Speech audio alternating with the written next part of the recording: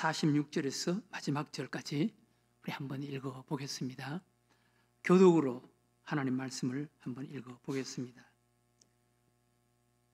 46절 제가 읽겠습니다. 그들이 여리고에 이르렀더니 예수께서 제자들과 허다한 무리와 함께 여리고에서 나가실 때 디메오의 아들인 맹인 거지 바디메오가 길가에 앉았다가 나사렛 예수시란 말을 듣고 소리질러 이르되 다윗의 자손 예수여 나를 불쌍히 여기소서 하거늘 많은 사람이 꾸짖어 잠잠하라 하되 그가 더욱 크게 소리질러 이르되 다윗의 자손이여 나를 불쌍히 여기소서 하는지라.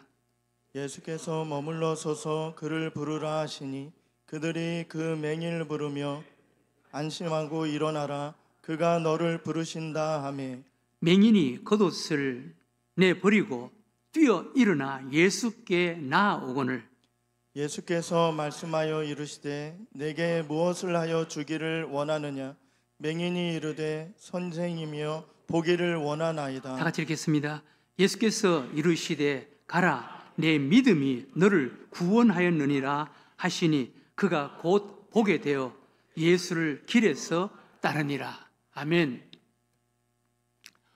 어느 명문대 교수님이 이런 이야기를 한 것을 제가 들은 적이 있습니다. 대학생들 가운데는 천재가 있더라는 거예요. 머리 좋은 천재가 있더라는 거예요. 우리 애도 과거에 함께 공부를 했을 때 머리 좋은 천재가 있더라라는 이야기를 한번 한 적이 있거든요. 특별히 저 인도, 파키스탄 이쪽에 있어 유학 온 친구들은 그쪽에는 물리학, 과학 이런 쪽이 뛰어난 나라거든요. 파키스탄, 그 나라는 뭐 좀 가난하지만 그 나라는 파키스탄이나 또 인도 이런 나라는 핵무기가 있습니다. 그런데 세계적인 물리학자가 인도나 파키스탄 이쪽에서 나온 그런 과학자들이 많이 있습니다. 그런데 그 학생들 가운데 그 친구들 가운데 천재가 있더라는 거예요. 이런 책을 다 암기를 하는 이런 천재가 있더라는 거예요. 그래서 그 교수가 천재가 있다. 그런데 아무리 뛰어난 천재라도 열심히 노력하는 사람인데는 이길 수가 없다. 그런 이야기를 했다는 거예요. 반짝하는 천재는 반짝하는 뭐가 있긴 있는데 그러나 꾸준히 노력하는 사람은 뒤끝이 있더라는 거예요. 여러분 우리도 천재는 못 되더라도 그래도 꾸준히 노력하는 사람은 돼야 되는 거예요. 네. 꾸준히 노력하는 사람. 이런 사람은 뒤가 있습니다. 열심히 노력하는 사람, 부지런히 노력하는 애쓰는 사람, 네. 이런 사람은 반짝하는 천재보다 뒤가 있습니다. 결과가 있습니다. 열매가 있습니다. 로버트 론스타트 박사, 팝슨 대학, 로버트 론스타트 박사는 이 팝슨이라는 대학, 미국의 유명한 대학이죠. 대학에서 경영학 석사 과정을 마친 졸업생들을 대상으로 조사를 했다고 합니다. 명문대학 석사 과정을 마친 사람들은 다 비슷한 실력으로 대학원에 입학했고 똑같이 교육을 받았습니다. 능력이나 자질 면에서 큰 차이가 없다는 것입니다. 그런데 놀랍게도 졸업생 가운데 10% 정도가 성공했고 나머지 90%는 사업에 그렇게 성공하지 못했더라는 것입니다. 그 이유를 알아봤는데 10% 성공한 사람들은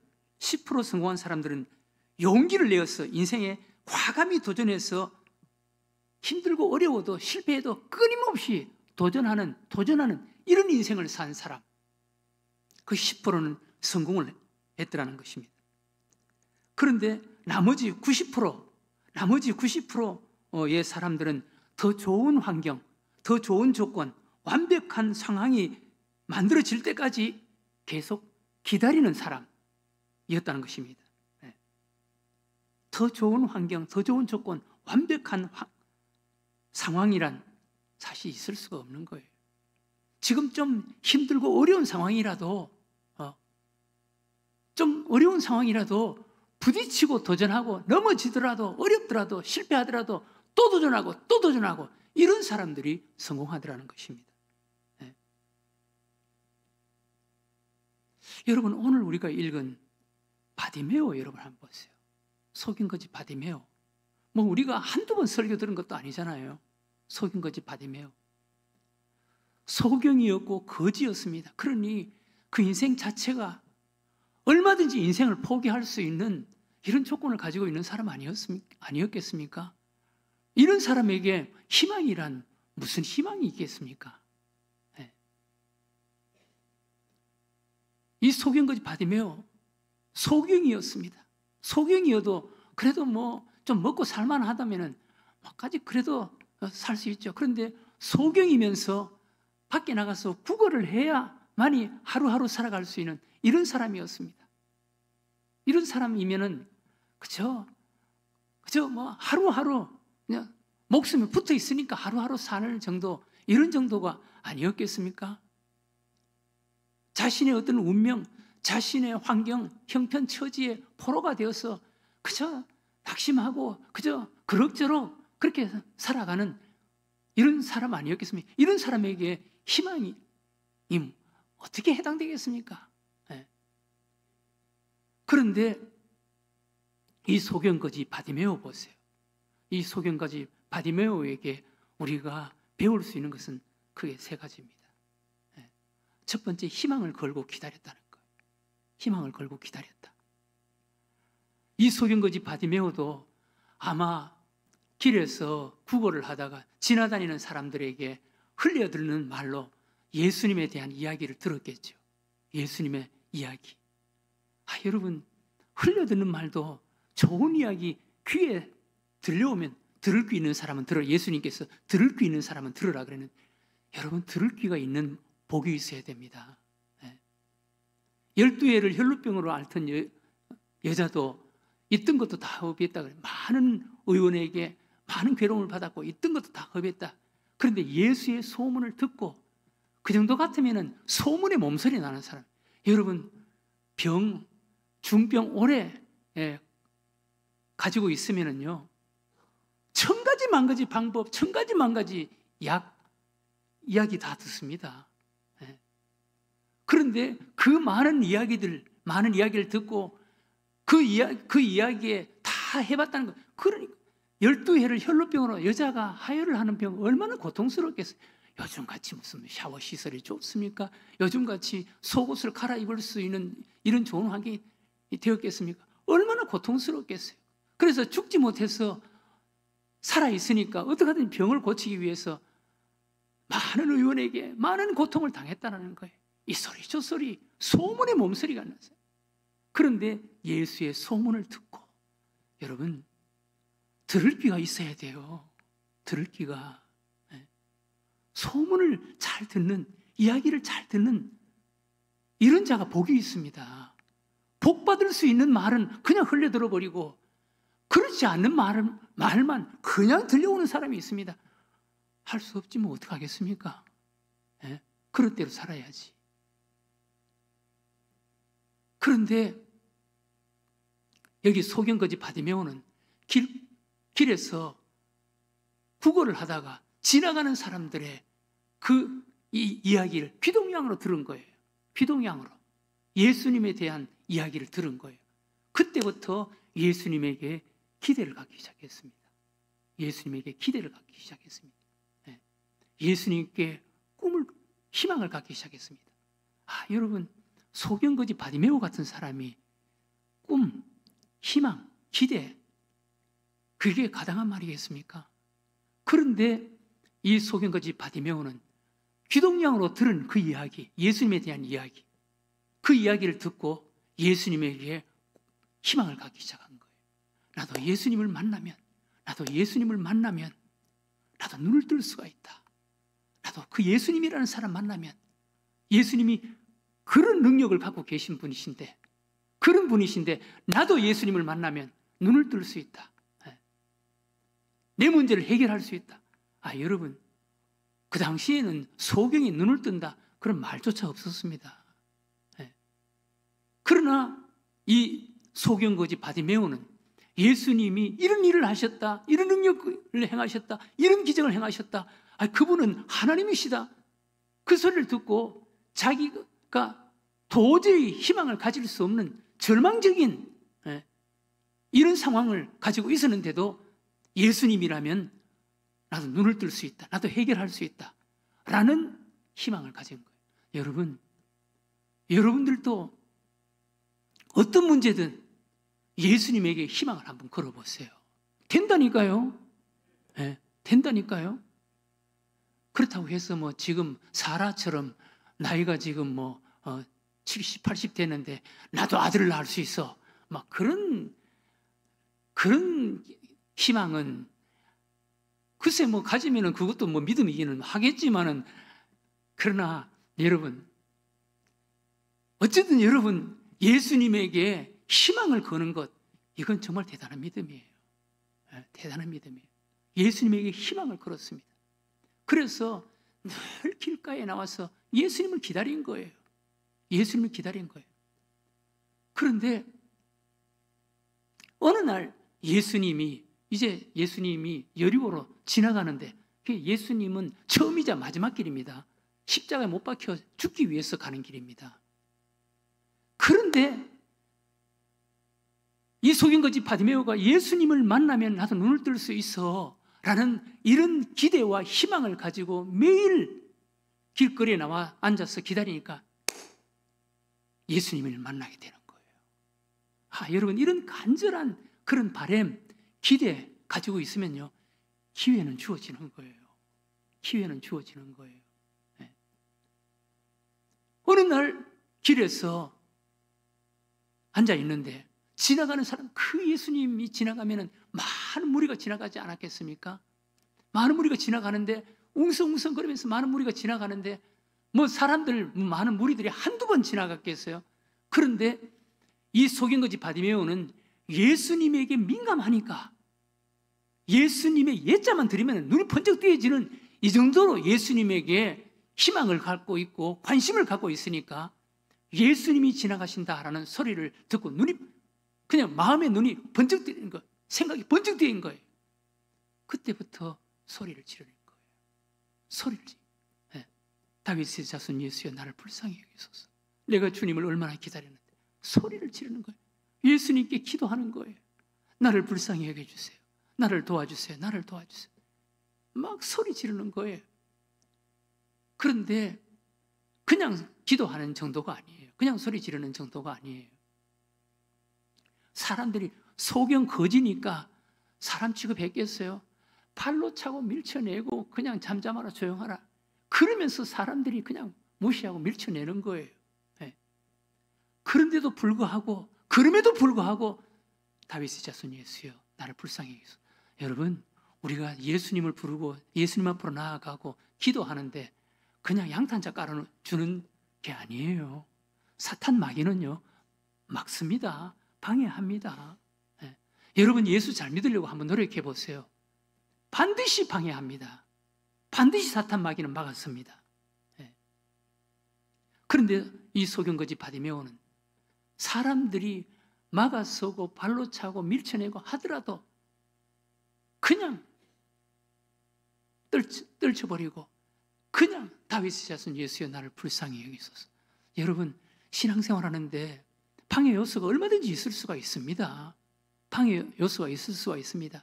기도하러 나오려고 해도 방해 요소가 있고, 제자훈련 받으려고 해도 방해 요소가 있을 수가 있고, 신앙생활 열심히 하려고 해도 방해 요소가 있을 수가 있고, 봉사하려고 해도 반드시 사탄 마귀는 방해합니다. 이거 방해 없으면요, 이거는 아니에요.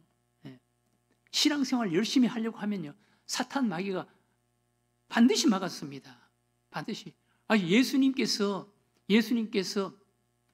이제 나는 제사장에게 고난을 당하고 나 팔려서 나 십자가에 못 박혀야 된다, 예루살렘에 올라가야 된다, 그러니까 베드로가 막아설 정도인데, 베드로가 막아서서 못 올라갑니다. 그러면서 막아서는데, 그러나 예수님께서는 아시죠? 사탄아, 네 뒤로 물러가라. 사탄 마귀는 베드로를 통해서 막습니다.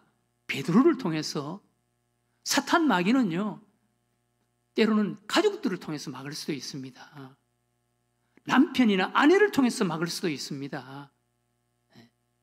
얼마든지 막을 수가 있습니다. 교회 안에서도요 가까운 사람을 통해서 막을 수도 있습니다.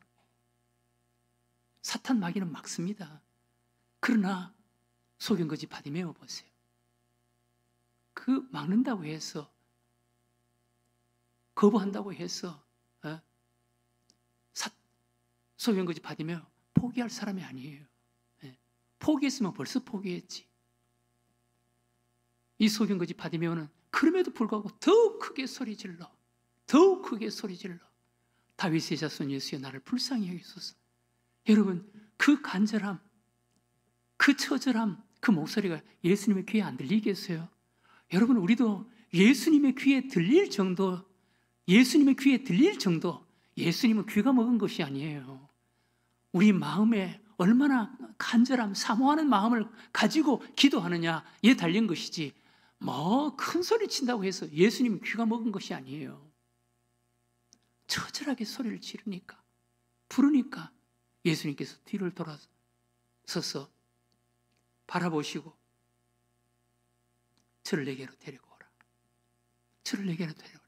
그 많은 사람들 가운데 저를 내게로 데려오라. 여러분, 우리도 이렇게 예수님 마음을 움직일 수 있는, 저를 내게로 데려오라, 예수님의 마음을 움직일 수 있는 이런 간절함이 우리에게 있어야 되는 거예요. 이런 간절함. 여러분, 오늘날 현대 교회, 오늘날 현대 그리스도인들의 문제가 뭐겠습니까? 너무 미지근하지 않습니까? 너무 미지근. 이번에 순례길에서 라오디게아 교회, 라오디게아 지방에 저희들이 방문한 적이 있습니다. 라오디게아 교회의 특징이 뭡니까? 차지도 않고 덥지도 않고 미지근하다는 거예요. 차지도 않고 덥지도 않고 미지근하다. 그런데 라오디게아 교회의 터라고 그러는데 가보니까요, 차풀만 우거져 있더라고. 허벌판에 완전히 차풀만 우거져 있더라고. 여러분, 미지근하면 안 되는 거예요. 더 간절함, 열심히 있어야 되는 거예요. 우리 교회에도 뭔가 간절함, 뭔가 뜨거움, 열심히 있어야 돼요. 조용하고 잠잠하면 안 돼요. 며칠 전에 우리 교회 어떤 집사님, 여러분들이 잘 모르실 거예요. 남자 혼자분 오셔서 오늘 오후 예배를 참석을 안 하셨는데, 남자 혼자 오셔서 중간쯤 이렇게 앉아서 예배를 드리고 돌아가시는 분이에요. 우리 교회 다니신 지가 이제 한 2, 3년 정도 됐어요. 근데 오래전부터 교회를 다녔는데 그동안 교회를 못 다녔는데 우리 교회를 이제 다니시면서 요즘은 막 은혜를 받으시면서 교회를 열심히 다니시더라고. 근데 그분이 저에게 편지를 하나 보내왔어요. 예배를 드리고 돌아가는데 아주 빨간 종이에 이렇게 말아서 여기에 예쁘게 이렇게 묶어서 저에게 편지를 이걸 주는 거예요. 그래서 내가, 요즘은 제가 트라우마가 있잖아요. 그래서 이게 뭐야? 그러면서 내가 받았죠. 그걸 받고 내가 와서 읽어볼까 말까다. 그래도 읽어봤죠. 읽어보니까, 목사님, 제가 들샘교회에 오게 된 동기, 들샘교회에서 은혜 받고 신앙생활하는 모든 과정들을 다 적어놓은 거예요. 내가 위로가 되더라고. 그런데 맨 마지막에 우리 늘샘교회 좋은 점에 대해서 목사님의 말씀을 통해서 제가 하루하루 목사님의 말씀 붙잡고 살아갑니다. 뭐 거기까지는 좋았는데 늘샘교회 좋은 점 중에 하나를 이야기하는데, 너무 편하게 신앙생활을 할 수 있어서 좋습니다. 그러더라고. 그래서 어떤 분도 저에게 막 그냥 참석해라, 이거 해라, 그렇지 않아서 좋습니다.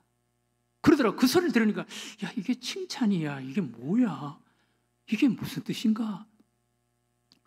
그래서 제가 편지를 주고 갔으니까 그 집사님에게 제가 답장을 했죠. 집사님의 편지를 통해서 감사합니다. 저에 대해서 이렇게 좋게 써주셔서 감사합니다. 그러면서 우리 늘샘 교회에서 이렇게 편하게 신앙생활을 할 수 있게 되어서 감사합니다. 그거는 편한 것이 좋기는 하지만 편하면은 사실 신앙생활에 도움은 되지 않습니다. 그냥 좀 싫어도 옆에서 자꾸 이렇게 끄는 사람이 있고 옆에서 자꾸 이렇게 부추기고 이거 하자 이거 먹어라 뭐 그러면서 그런 사람이 있는 교회가 어떤 면에서 더 좋은 교회입니다. 그랬죠.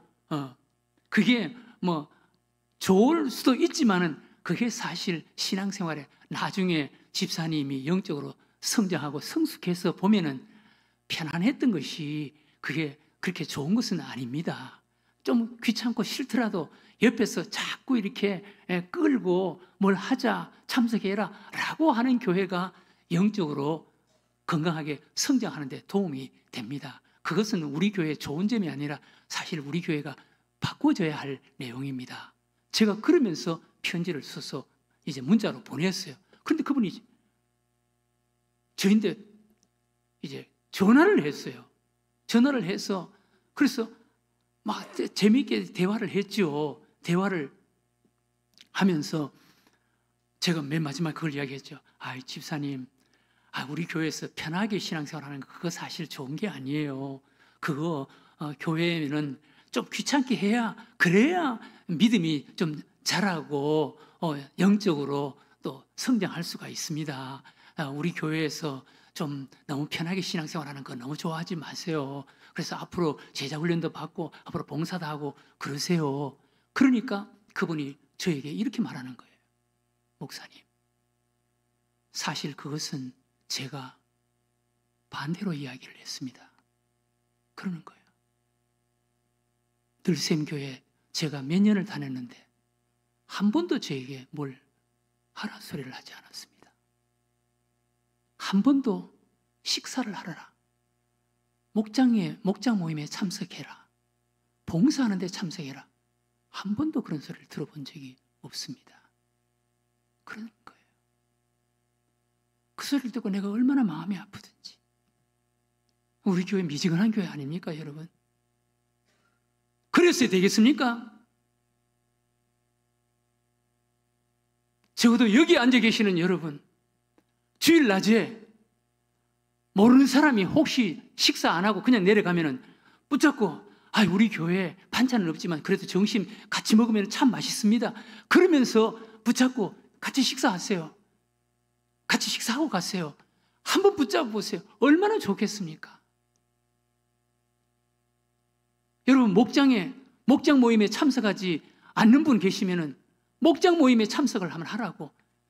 여러분 귀찮습니다. 괜찮습니다. 그래도 2번, 3번 이야기하면 나중에 그게 고마워하는 거예요. 고마워하는 거예요. 우리 교회는 이런 열심이 있어야 돼요. 이런 열심이. 오늘 영적 코로나 완전 정복운동. 여러분 이 운동은요 사실 우리 교회 개척할 때부터 한 거예요. 개척할 때부터.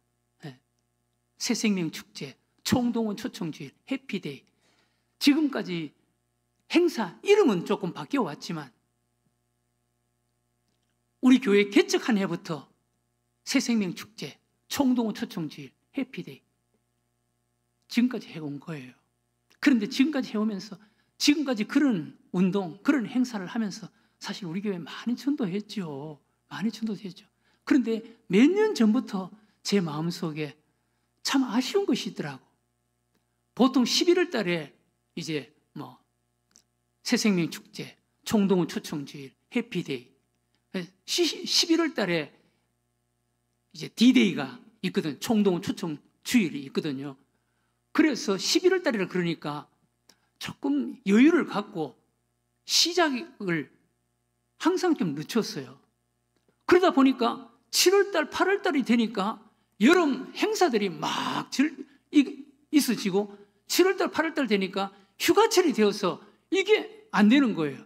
그러다 보니까 9월 달 되면 9월 달 한두 주 지나가고 나면은 거의 9월 마지막이나 10월 달 돼서 이 행사가 광고가 나가고 그때부터 기도하고 태신자를 작정하고 태신자를 방문하고 태신자를 촉정하고 그러고 나니까 너무너무 마음이 아픈 거예요. 너무너무 준비가 안 된 거예요. 네. 교회 행사를 하는데 그냥 덜 익은 것을 그냥 꺼내서 그냥 먹는 것처럼 항상 그런 느낌이 드는 거예요. 그래서 이번에는 하나님께서 제가 3월달, 5월달에 거기 가서 저에게 막 강한 도전을 주시더라고. 그래서 나는 돌아가면 그때부터 나는 새생명축제, 해피데이, 총동원 초청주일, 이번에는 내가 어떤 이름으로 이것을 시작할까? 성령님께서 저에게 마음속에 감동과 아이디어를 주시는 거예요. 코로나로 아직도 교회 나오지 못하고 있는 그런 우리 교인들이 100명이 넘는데 그분들 어떤 동기부여가 없으면은 요즘 집에서 앉아가지고 온라인으로 예배드리면 얼마나 편해요. 그런 분들이 많다고. 아이들도 그런 아이들이 많고. 그래서 새생명축제, 총동원 초청주일 첫 번째 태신자로는 지금 코로나 때문에 교회 못 나오고 있는 사람, 코로나로 교회 못 나오고 있는 사람 1차 태신자 작정을 하고, 두 번째는 가족들 가운데 못 나오고 있는 사람 태신자 작정하고, 그리고 전도 대상자들, 전도해야지 생각하고 있는 주변에 있는 사람들 태신자로 작정해야지, 미리미리 해야지. 성령님께서 저에게 강한 감동을 주시는 거예요. 그래서 6월, 7월은 기도하면서 태신자를 작정하고, 8월, 9월은 우리가 방문을 해서 선물을 하나씩 주고 어떻게 하든지 동기부여를 해서 교회로 데리고 오도록 그렇게 만나고, 그리고 10월 달, 한 달은 열매의 달, 교회로 데리고 오도록 그렇게 하고, 마지막 11월 3일 D-Day, 새생명축제, 총동원 초청주일, 이날 D-Day로 해서 그들을 다 교회로 초청을 해서 집회를 해야지. 성령님께서 이런 감동을 주시는 거예요. 잘못됐습니까? 이거 잘못됐습니까? 여러분, 교회는요, 영혼 구원을 위해서 기도하는 교회, 영혼 구원을 위해서 몸부림치는 교회, 그 교회를 통해서 하나님이 역사하시는 줄로 믿으시기 바랍니다. 여러분 보세요. 그렇게 몸부림치면 하나님이 역사하시는 거예요. 한 영혼이라도 더 구원하는 거예요. 시대적인 그런 상황, 환경적인 상황, 교회적인 상황, 이런 것 때문에 아무것도 안 하고 가만히 있어 보세요. 그 교회는요, 병듭니다. 그 병을 방치하면요, 암적인 병으로 전이가 됩니다. 진행이 됩니다. 그런 교회 만들면 안 되잖아요. 사랑하는 교회 여러분,